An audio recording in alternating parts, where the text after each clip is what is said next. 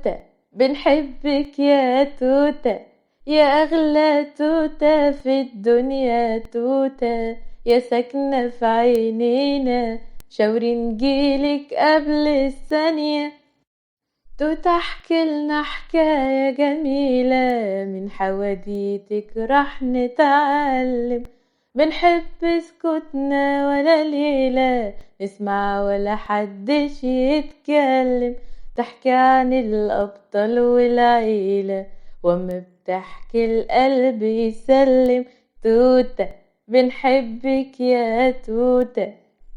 يا مساء الجمال. في ناس كده لما بتشوفهم بتلاقي ربنا واضع في وشهم قبول غريب، بترتاح لهم من أول مرة، وتحس نقاء قلوبهم طاغي عليهم من غير حتى ما يتكلموا. علشان كده الإنسان بيتعرف من الطلة.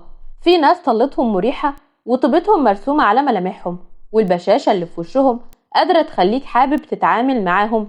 بيبان والله، الطيب بيبان والخبيث بيبان مهما حاول يداري. ربنا يجعل طلتنا في عيون عباده مريحة. ازيكم يا احلى صحاب في الدنيا، ياللي وحشتوني جدا جدا من القصة اللي فاتت. وانا النهاردة جايلكم بقصة جميلة جدا جدا، واثقة ومتأكدة 100% انها تعجبكم، لانها بقلم الكاتبة الجميلة المتميزة هويدا زغلول، واسمها حب خادع. بس قبل ما نبتدي قصتنا النهاردة سوا، حابة أشكركم جدا جدا على تفاعلكم ودعمكم معايا، وعلى كل كلامكم الحلو اللي بتكتبوه ليا. وسامحوني إني مش بلحق أرد على كل الكومنتات، بس حقيقي بقرأها وبدعي لكل واحد من قلبي بالحاجة اللي بتمناها. برضو قبل ما نبتدي حابة أفكركم إنكم تعملوا اشتراك لجميع قنوات توتة، وتفعلوا الجرس وتختاروا الكل عشان يوصل لكم منا كل جديد. وفضلا وليس أمرا، لو قصتنا النهاردة عجبتكم ياريت تعملوا لايك للفيديو، وما تنسوش تقولوا لي رأيكم في التعليقات. ويلا بينا نسمي الله ونصلي على النبي ونشوف قصتنا النهاردة بتحكي عن ايه. ملك، في حاجة كده عايزة أقولك عليها. استنى بس يا مهاب بالله عليك، أنا قلقانة على حسام قوي، بكلمه من الصبح وما بيردش عليا، هو بقاله فترة متغير وأنا خايفة عليه. ما تقلقيش عليه قوي كده، ما يستاهلش قلقك عليه والله. قصدك ايه بالكلام ده يا مهاب؟ هو قالك حاجة؟ حسام زهق يا ملك، قال لي في وشي أنا زهقت من أختك ومش عايزة أكمل معاها.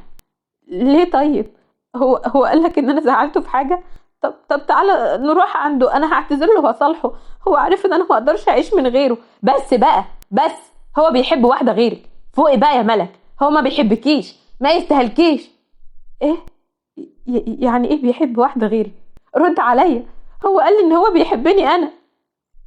قبل ما نبدأ حكايتنا تعالوا نتعرف على بطلتنا النهاردة، واللي اسمها ملك، وهي فعلا ملاك، بريئة قوي وطيبة جدا، عندها 23 سنة، متخرجة من كلية التجارة، وبتحب حسام صاحب أخوها، وهو كمان بيحبها جدا.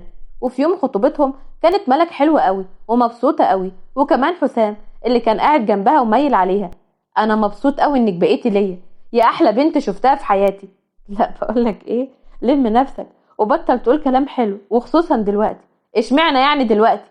عشان انا هتوتر والناس هتبص علينا وممكن يفهموا غلط. اقسم بالله انت فظيعه، ما طبيعي يا بنت تتوتري، مش عروسه وقاعده جنب عريسك اللي هيفضل يقولك كلام حلو للصبح. لا كده يا ابن الناس، احنا مش هنعمر مع بعض، خد امك وابوك يلا واتكل على الله من هنا. لا ده بعينك يا ملك، انا قاعد على قلبك. قربت منهم هيام بنت عمها وصاحبه ملك، وكانت مبسوطه قوي. ايه يا جماعه الخطوبه الناشفه دي؟ انا هشغل اغاني ونرقص. لا معلش يا هيام، ارقصوا انتوا، انا ما بعرفش ارقص ولا بحب الرقص. بس انا بحب الرقص وبعرف ارقص. بعد الجواز ارقصي براحتك، انما دلوقتي انسي يا ماما. اوعدني يا رب بعريس غيور زي كده. هيام مشيت وضحكت ملك وحسام. شفتي بس عشان تعرفي قيمتي. هو انا لسه هعرف قيمتك؟ لا انت عمال تغلط كتير النهارده. لا انا اسف يا ستي، خلي بس اليوم ده يعدي على خير، وبعد كده الايام ما بيننا يا ست ملك، يلي بحبك انت. ملك ضحكت واتكسفت وبصت للارض. وبعد ما الخطوبه خلصت كانت ملك قاعده هي وهيام. في حاجه مش كويسه حصلت يا ملك في الخطوبه. حاجه ايه دي؟ قوليلي. البنت اللي اسمها سماح صاحبتك دي فضلت تقولي ان حسام طول الخطوبه بيبص لها. هي بتكذب والله، وانا هزقتها وقلت اقولك يعني عشان لو اتكلمت معاكي تعملي زيي. انا بجد مش فاهمه ايه الناس دي، ليه بيتضايقوا لما يلاقوا حد مبسوط وبابا عاوزين ينكدوا عليه باي طريقه؟ ولا يهمك، ده اكيد متكاده منك عشان انتي احلى منها. وكمان حسام ما بتعوضش وبيحبك قوي. بقولك ايه، اوعي تسمعي في يوم كلمة عليه وتصدقيها. صدقي قلبك بس يا ملك، انتي اجدع اخت في الدنيا. انا من غيرك كنت هتعب كتير. انتي بعد ربنا الوحيدة اللي بتهون عليا. ده لازم يحصل، مش انت اختي يا ملك؟ بعد كام يوم كانت ملك طالعة مع حسام عشان يتغدوا بره. بقولك ايه يا حسام، انا ماليش نفسي اكل، تيجي نتمشى احسن؟ ايه يا بنت الجبروت ده؟ يعني كمان جعان ومش هتخليني اكل وهتخليني اتمشى على معدة فاضية؟ لا خلاص خلاص، تعالى نتغدى. لا، انا مش هاكل لوحدي. لا، ما هو انا مستحيل اسيبك تاكل لوحدك يا اسطى، قلب اللوسته والله. تعالي بينا يلا نروح على المطعم. وبعد ما اتغدوا كانوا قاعدين على كورنيش النيل، وملك كانت سرحانه في الميه اللي قدامها. مالك يا حبيبتي، في ايه؟ مش مهم، مش عايزه انكد عليك واحنا مع بعض. ايه الكلام البايخ ده؟ احنا مش متفقين ان مشاكلنا واحده؟ احكي يلا، في ايه؟ هيام بتحب مهاب اخويا جدا. بجد؟ طب كويس قوي والله. مهاب اخوكي طيب وهيام اطيب منه وغلبانه. فين المشكله بقى؟ المشكله ان مهاب بيحب ندى زميلته في الشغل، مش بيحب هيام. طب وهي تعرف حاجه زي دي؟ لا، ما دي المشكله الاكبر. هي قالت انها بتحب مهاب وعاوزه تعترف له، وانا المفروض اقول لها لا، هو مش بيحبك ومش هيوافق بيكي، بيحب واحده تانية. طب ممكن تهدي وانا يا ست اللي هكلمها واقول لها ما تحطيش نفسك في موقف وحش. بجد يا حسام؟ هتعرف تتكلم معاه وتفهمها الموضوع؟ عيب عليك يا ماما، ده انا اللي معلم اسامه منير كلام الحب والنصايح العاطفيه. يا عم تنيل، ده انا بكبر بخاطرك وبعمل نفسي فرحت بكلامك، انما انت نيله وقفله اصلا. يا بكاشه، يعني مش بتتثبتي من كلامي؟ ايه ده؟ ابعد كده وما تنساش الحدود اللي ما بيننا يا استاذ. مش بتثبت، حتى لو بحبك يا احلى بنت شافتها عيني. احمر وشها جدا واتكسفت وبصت للارض، فضحك هو بصوت عالي. قال ايه ما بتثبتش؟ وانت اقل كلمه بتجيبك الارض قدامي. على فكره بقى انت رخم، وانا مش هتكلم معاك تاني خالص، وهسيبك وامشي، ومش هخرج معاك تاني ابدا ابدا ابدا. قالت كلامها ومشيت، فحسام قام وراه وهو بيضحك. خلاص يا بنت خد هنا، بهزر والله. تاني يوم هيام كانت قاعده مع حسام في الكافيه وكانت متحمسه جدا. قبل ما نتكلم اقولك انت عاوزني في ايه؟ بجد انت عارفه؟ ايوه عارفه، الحاجات دي اصلا بتكون باينه اساسا. حاجات ايه اللي بتبقى باينه؟ حاجات ايه يا بنت؟ انت قصدك ايه؟ مش انت جايبني هنا عشان عاوز تعمل مفاجاه لملك وعايزني اساعدك؟ مفاجاه؟ مفاجاه ايه دي؟ هي ملك قالت لك كده؟ لا، هي ما قالتش كده، هي حتى ما تعرفش ان انا جاي اشوفك، بس انا هقول لها بعد المفاجاه. يا دي النيله، مفاجاه ايه دي يا حاجه؟ ما تتعصبش عليا. وبعدين مش انت هتجيب هديه لملك وبوكس هدايا وشوكولاته وايه؟ استني يا حاجه بالراحه عليا كده شويه. بوكس هدايا ايه وشوكولاته ايه اللي اجيبها؟ انا راجل بجهز الشقه وتمن الشبكه، انا داخل على جواز، مش فاضل الكلام ده. انا جاي عايزك في حاجه تانية خالص. تصدق انك رخم بجد والله. عايز ايه؟ بصي يا هيام، انا بعزك وبحترمك زي اختي واكتر كمان، عشان كده هدخل في الموضوع واتكلم معاك بكل صراحه ووضوح. اتكلم على طول يا حسام، انا مش بحب المقدمات دي. انا انا عارف ان انت بتحب مهاب، وحقك، مهاب صاحبي يتحب، بس انت عرفت منين؟ هو اللي قالك صح؟ لا يا هيام، مش مهاب اللي قالي، مهاب ما يعرفش اصلا وتقريبا مش شايفك غير زي ملك. ماشي، بس انا لما اقول له قد ايه بحبه هياخد باله مني وهيحبني زي ما بحبه. انت طيبه قوي وتستاهلي كل خير، بس مهاب مش الخير ليكي. ليه بتقول كده يا حسام؟ حرام عليك. عشان للاسف يا هيام، مهاب بيحب بنت زميلته في الشغل اسمها ندى، وهيرتبطوا قريب. ايه؟ انت بتتكلم جد؟ يعني هو مش بيحبني ولا هيتجوزني؟ عشان مش الخير ليكي. انت ربنا بيحبك لما بيلاقي حاجه مش كويسه جايه ليكي بيبعدها عنك. الانسان بس مش بيشكر ربنا، بس هيجي الوقت في المستقبل وهتقولي ان ده ما كانش خير ليكي، وهتقولي الحمد لله ان ربنا ما خلاهوش من نصيبك. معاك حق، الحمد لله على كل حال. ممكن نمشي بقى؟ انا تعبت شويه وعاوزه اروح. تمام يا هيام، يلا بينا، انا هوصلك في طريق، العربيه معايا بره. طلعوا مع بعض، بس وهم طالعين عدى ولد من جنب هيام وعاكسها، فمسك فيه حسام. جرى ايه يالا؟ مش مال عينك ولا ايه يا باشا؟ والله ما اقصد، انا كنت فاكرها حد تاني. حسام زقه ومسك ايد هيام وطلعوا، وهي بصت له وابتسمت. اول ما ركبوا العربيه استغرب وسالها: هو انت بتضحكي على ايه؟ ممكن اعرف؟ انت عارف ان بابا توفى زمان وما عنديش اخوات ولاد، وعايشه مع ماما لوحدنا من غير راجل، فاول مره احس ان في راجل كده اتحمق عليا ودافع عني. يا ستي انا موجود في اي وقت، حد يضايقك في اي حاجه اديني رنه بس وهتلاقيني في وشك على طول. تسلم يا حسام، ربنا يخليك. بعد شويه نزلت هيام قدام بيتها اللي كان في نفس عماره ملك، وحسام مشي بعربيته وهي بصت له. يا بختها ملك بيك، هي اصلا محظوظه اكتر مني، ليها باباها واخوها وكمان عريس زيك. اتنهدت بضيق وطلعت شقتهم، لقت مامتها قاعده متضايقه، فقعدت جنبها وسالتها بهدوء: مالك يا ماما متضايقه كده ليه؟ متضايقه فين؟ انا مش متضايقه، هتضايقني بالعافيه ولا ايه؟ لا يا ماما مش قصدي، عرفت ان هم هيخطبوا لمهاب واحده زميلته في الشغل، اخوها وكيل نيابه. ايوه يا ماما عرفت، المفروض بقى اعمل ايه؟ هتعملي ايه يعني؟ ولا تعملي اي حاجه، خليكي قاعده كده زي خيبتها. مالك تتخطب لواحد قمر وانت تقعدي ترقصي وتطبلي في خطوبتها؟ بجهزي نفسك يا عين امك، عندك خطوبه الاسبوع اللي جاي. هي مالك ما قتلكيش ولا ايه؟ هيام دموعها نزلت ودخلت اوضتها وقفلت عليها الباب وفضلت تعيط واتكلمت بكل حقد: بتعيطي ليه يا هيام؟ ماما معاها حق، انت اللي خايبه، اهي مالك عرفت وما قتلكيش وسايباكي بقى تحملها على مهاب زي العبيطه. هي تخسر ايه؟ ما هي مخطوبه اهو. بس وعهد الله لوجع قلبك يا ملك، زي ما حصل فيا كله بسببك. بالليل ملك كانت بتتكلم مع حسام وهي مبسوطه بجد، يعني هي اتفهمت الموضوع ما زعلتش قوي. يا بنتي عيب عليك، خلصت الموضوع وتقدري تتعاملي معاها عادي كمان، عشان انا ما قلتش ليها انك تعرفي حاجه اصلا. طب تمام بقى، هروح لها. اقفل بقى. ايه يا بنت الندالة دي؟ انا ما لحقتش اتكلم معاكي، احنا يا دوب اتكلمنا في موضوع هيام. يا حبيبي معلش، بس ماما حاطه الاطباق في الحوض مكان العشاء وكده، وانا عاوزه اروح اغسلهم قبل ما هي تغسلهم. ماشي يا ملك، خلصي وكلميني، ده لو ما نمتيش يعني. حاضر يا حبيبي، وما تنساش خطوبه مهاب اخر الاسبوع. انت قلت اهو اخر الاسبوع، بتقولي دلوقتي ليه؟ عشان ما تنساش يا بيبي. امشي يا بنت انت من هنا، والله لا قافل في وشي. حسام قفل معاها وفضل يضحك، وبعدين كمل شغله على اللابتوب وهو قاعد في بيته، بس موبايله رن واتفاجئ لما لقاها هيام. ازيك يا هيام؟ حد بيضايقك ولا ايه؟ لا ما تقلقش، مفيش حد بيضايقني. المهم كنت عاوزه اتكلم معاك شويه. اتفضلي يا هيام، انا تحت امرك. خطوبه مهاب يوم الجمعه، انت عارف صح؟ ايوه عارف، مالك عماله تزن عليا وتفكرني بالموضوع ده كل شويه. طيب من رايك اروح ولا لا؟ تروحي طبعا، وترقصي وتهيصي وتبقى اخت العريس التانية، ده رايي انا. انت بقى عايزه تعملي ايه؟ مش عارفه، وعشان كده كلمتك، عشان بقتنع بكلامك. انت تفكيرك وكلامك ده كله بيريحني كويس، ويعني كويس ان انت موجود في الموقف ده. مالك يا بنتي قلبتيها دراما كده ليه؟ بس تعرفي الموضوع بتاعك ده فكرني بالواد عبد الله صاحبي. ماله صاحبك ده؟ مش فاهمه. كان يا ست بيحب واحده وهي بتحبه جدا، وفجاه سابته واتخطبت لواحد اغنى منه. هما كانوا قرايب برضه، ويوم الخطوبه عبد الله صاحبي ده راح الخطوبه وجاب برشام هلوسه وحطه في الشربات، وما اقولكيش بقى البيت كله قلب سيرك قومي. مش معقول، ازاي عمل كده؟ بس بجد ضحكت من كل قلبي. ربنا يديم ضحكتك على طول يا رب. تعالي بقى احكي لك موقف تاني عمله صاحبنا ده يضحكك اكتر. معاك اهو، احكي. اهو الواحد ينسى الهم شويه.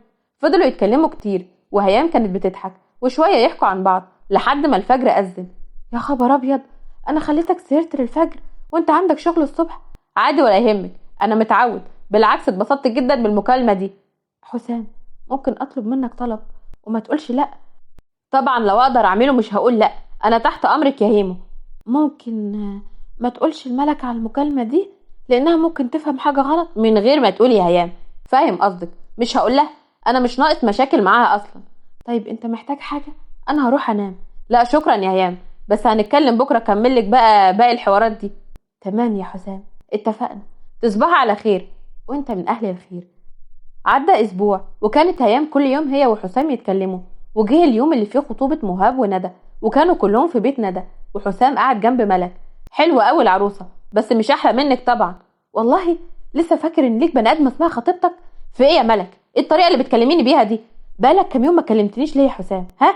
بكلمك بالليل بتقولي لي مش فاضية، وبعدين بتنامي، انا ذنبي ايه بقى؟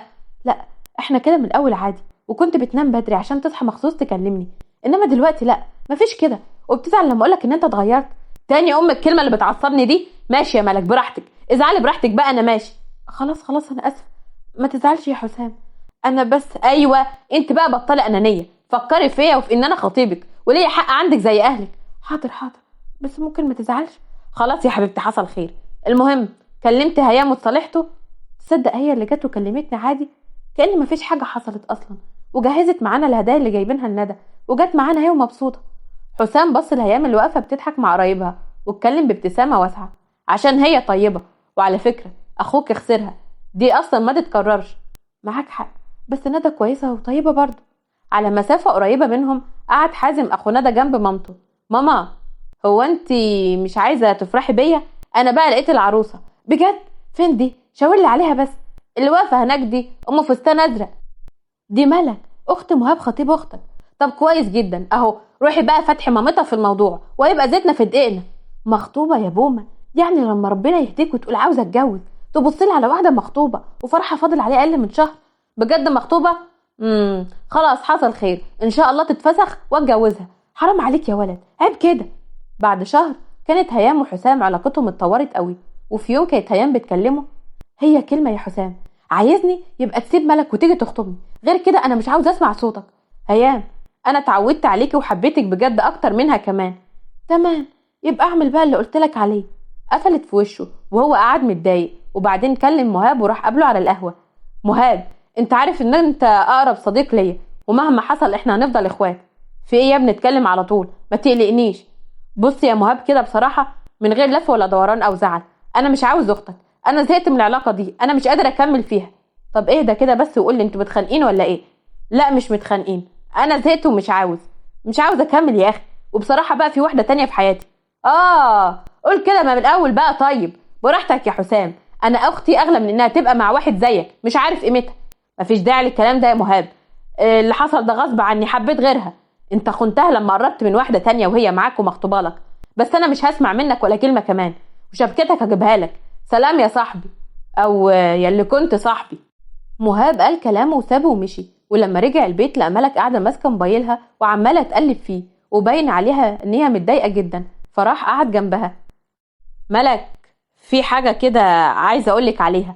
استنى بس يا مهاب بالله عليك، انا قلقانه على حسام قوي، بكلمه من الصبح وما بيردش عليا. هو بقاله فتره متغير وانا خايفه عليه. ما تقلقيش عليه قوي كده، ما يستاهلش قلقك عليه والله. قصدك ايه بالكلام ده يا مهاب؟ هو قالك حاجه؟ حسام زهق يا ملك، قال لي في وشي انا زهقت من اختك ومش عايزه اكمل معاها. ليه طيب؟ هو قالك ان انا زعلته في حاجه؟ طب تعالى نروح عنده، انا هعتذر له وهصالحه. هو عارف ان انا ما اقدرش اعيش من غيره. بس بقى بس، هو بيحب واحده غيرك. فوقي بقى يا ملك، هو ما بيحبكيش، ما يستاهلكيش. ايه يعني ايه بيحب واحده غيري؟ رد عليا. هو قال لي ان هو بيحبني انا. ما يستاهلكيش يا حبيبتي، هو اللي خسران عشان خاطري اهدي. ملك سابته وجريت خبطت على شقه عمها. اول ما فتحت ليها هيام اترمت في حضنها. حسام سابني يا هيام، طلع كان بيحب غيري علشان كده بتغير معايا. ازاي يعني؟ طب اهدي بس عشان خاطري، تعالي معايا جوه. هيام معلش خليها معاك النهارده ماشي؟ اطمن عليها يا مهاب، انا معاها. دخلت هيام ومعاها ملك اوضتها، وهيام قفلت الباب. خلاص بقى يا ملك، احمدي ربنا، انت ربنا اداكي حاجات كتيره حلوه، واكيد حسام مش كويس ليكي عشان كده ربنا بعده عنك. بس انا حبيته بجد يا هيام، انا كنت برضيه على قد ما اقدر، ليه بقى يحب غيري؟ قولي كل اللي جواكي يا ملك، قولي يا حبيبتي وعيطي.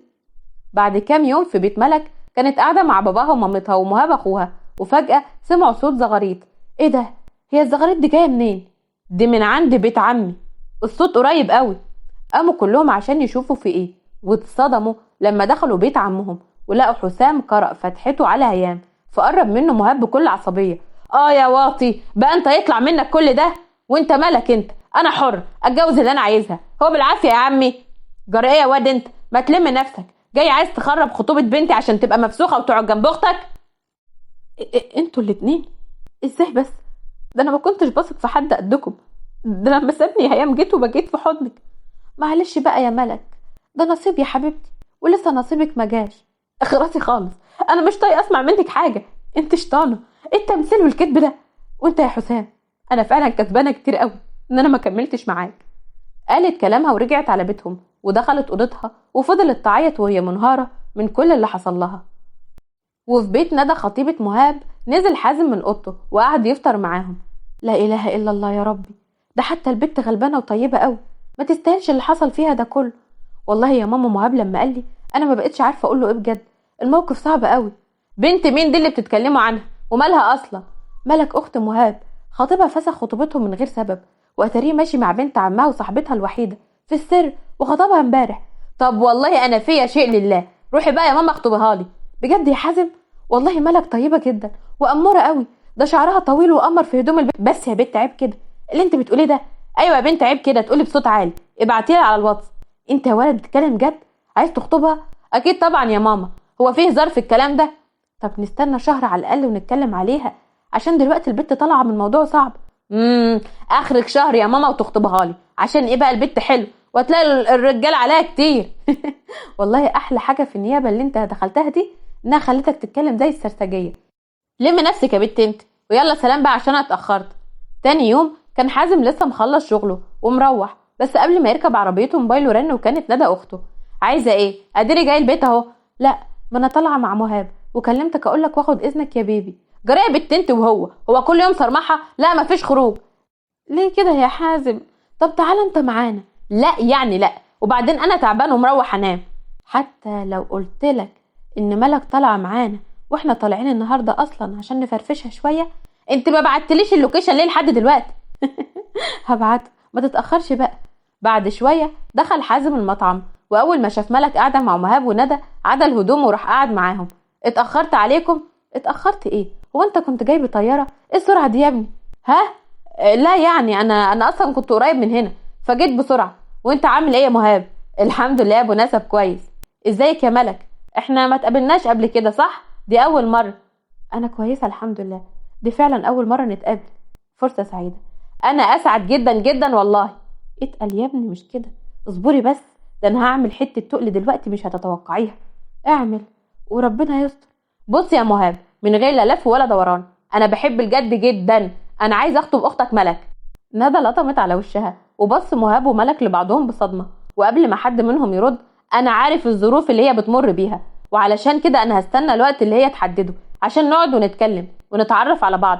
بس انا قلت اهو عشان ابقى حجزت بدري بدري قبل غيري. ابقى وصل ندى يا مهاب بعد اذنكم. ملك بصت له بتوتر وقلق من جواها، هي كانت قلقانه بس طريقته مريحه وواضحه جدا، ودي اكتر حاجه لفتت نظرها. بس قررت انها ما تستعجلش وتاخد وقتها في كل خطوه في حياتها. والله انا ماليه دعوه، هو اللي متخلف. بالعكس، حازم راجل جدع وقال في وش كل اللي عاوزه وما جاش قاله من ورايا. هو هبل وتصرفاته مجنونه، بس والله طيب، ده وكيل نيابه يا ملك، ولو شفتيه في الشغل تقولي واحد تاني. انا هروح الحمام بعد اذنكم. ملك مشيت من قدامهم، واول ما دخلت الحمام وافتكرت كلام حازم غصب عنها ضحكت. بعد اكتر من شهر كانت ملك لابسه فستان ازرق جميل قوي، واقفه قدام المرايه بتعمل الحجاب بتاعها عشان تستنى اهل حازم اللي جايين عشان يقروا فتحتها هي وحازم. وبعدين مهاب دخل ليها. خلصت يا ملك؟ اهو يا مهاب يا حبيبي بظبط حجابي. هو حازم واهله جم ولا ايه؟ لا لسه ما حدش جه، بس في حد بره عاوز يقابلك. حد مين ده؟ حد لازم تقابليه، انا كان ممكن اطرده بس انت لازم تقفي قدامه وتشوفيه، وتشوفي بقى نسيتيه وهتقدري تكملي مع حازم ولا لا. لا لا لا يا مهاب، انا مش عايزه اشوفه، انا ما صدقت نسيته وهبدا جديد مع حازم.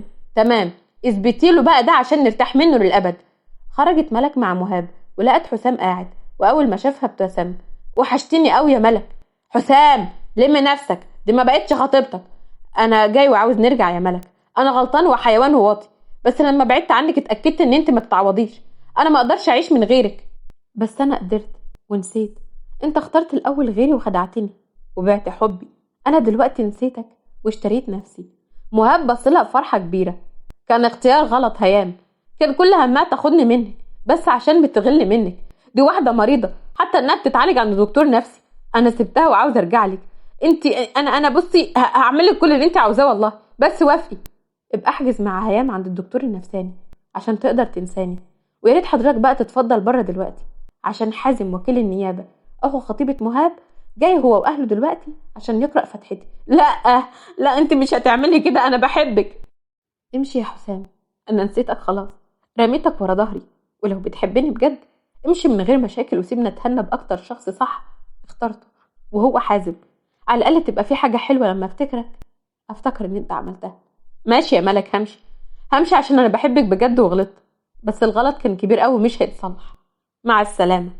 فتح الباب ومشي، وقف عند الاسانسير، ولما اتفتح شاف حازم اللي ماسك ورد وكمان معاه اهله، وكان مبسوط جدا. وراحوا شقه ملك، وكان سامع صوت ضحكهم كلهم وفرحتهم. وفي اللحظه دي عرف مدى غلطه، وان هو الوحيد اللي خسر لما خدع حبيبته. ونقول توتة توتة توتة كده تخلص الحدوتة. وتوتة توتة توتة كده تخلص الحدوتة، وتوتة توتة توتة كده تخلص الحدوتة. وبكده خلصت حدوتتنا النهاردة، بس حوادتنا لسه كتيرة وما بتخلص. حابة أعرف رأيكم في الحدوتة بتاعت النهاردة، إيه أكتر لحظة حلوة وإيه أكتر لحظة مؤلمة؟ وحابة قبل ما أمشي أفكركم إنكم تعملوا اشتراك لجميع قنوات توتة وتفعلوا الجرس عشان يوصل لكم منا كل جديد، وفضلا وليس أمرا لو تشاركوا القناة مع أصحابكم عشان بيكم وليكم نوصل لأكبر عدد ممكن. ولحد ما نتقابل تاني القصة الجاية أكيد هتوحشوني.